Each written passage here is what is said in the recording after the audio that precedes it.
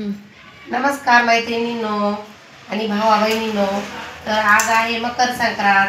तर पहिल्यांदा तुम्हाला मकर संक्रांतीच्या हार्दिक हार्दिक शुभेच्छा.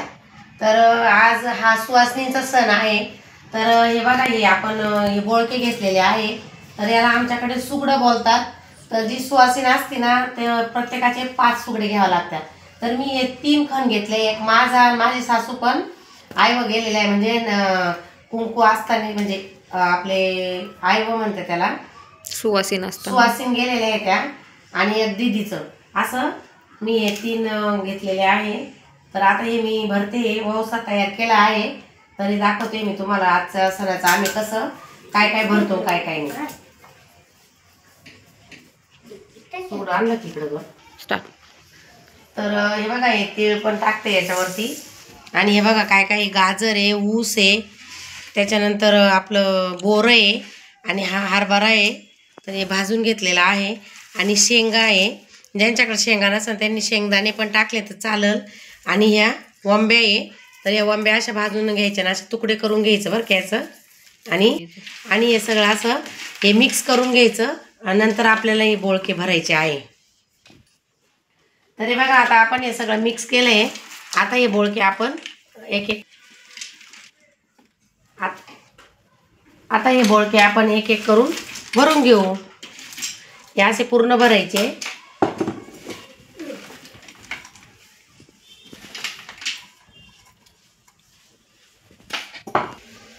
तर हे बघा, हे आपण तिन्ही पण खण भरले आहे. हा एक, हे 5 म्हणजे एक खण, हे 5 2 आणि हे 5 3 खण भरले आहे तिघींचे, सासूबाईचा, माझा, दीदीचा.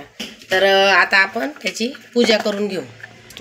तर आता आपण याची हळदी कुंकानं पूजा करून घेऊ.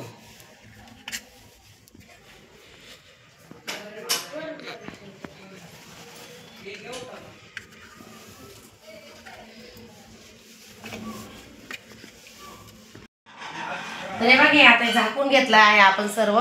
पूजा झाली आहे, अगरबत्ती ओवाळली आणि तिळगुळ पण ठेवून देऊ. त्याच्यामध्ये पण टाकलेलं आहे. आणि तुम्ही पण तिळगुळ घ्या, गोड गोड बोला. सगळ्यांनी या मस्त अशा पुरणाच्या पोळ्या खायला आमच्या घरी. हे बघा, तिळगुळीचे लाडू बनवले. तर या खायला सगळ्यांनी. मकर संक्रांतीच्या तुम्हाला व तुमच्या परिवाराला हार्दिक हार्दिक शुभेच्छा. आता आपण जे हे बोळके भरले, आमच्याकडे कसं भरता काय हे तुम्हाला मी दाखवलं. तर हे तुम्हाला आवडलं तर नक्की कमेंट करून सांगा. काही आवडलं कमेंट करा, शेअर करा, लाईक करा.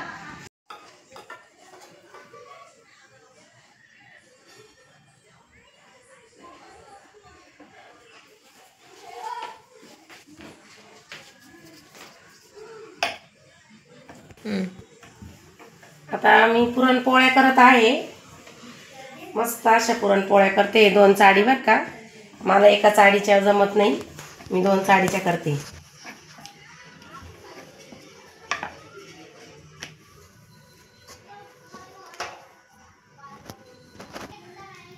तर पुरण भरलंय आता.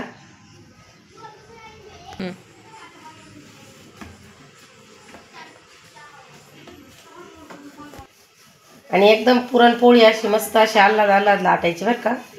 आणि चपातीसारखी नाही लाटायची, कारण हे पुरण मग फुटून जातं त्याच्यातलं. झाली पोळी लाटून. आता आपण ही भाजून घेऊ. हे बघा, आता पलटी मारली आहे. तर हे बघा, मस्त असं वरतून तूप टाकायचं. तर बघा पोळी किती फुगली आहे मस्त. आणि आता हिला पलटी मारायची.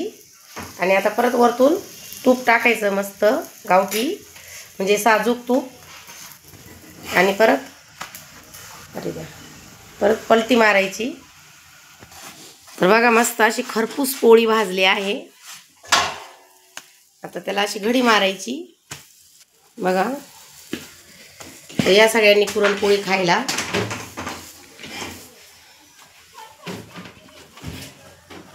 मस्त अशा पोळ्या झाल्या.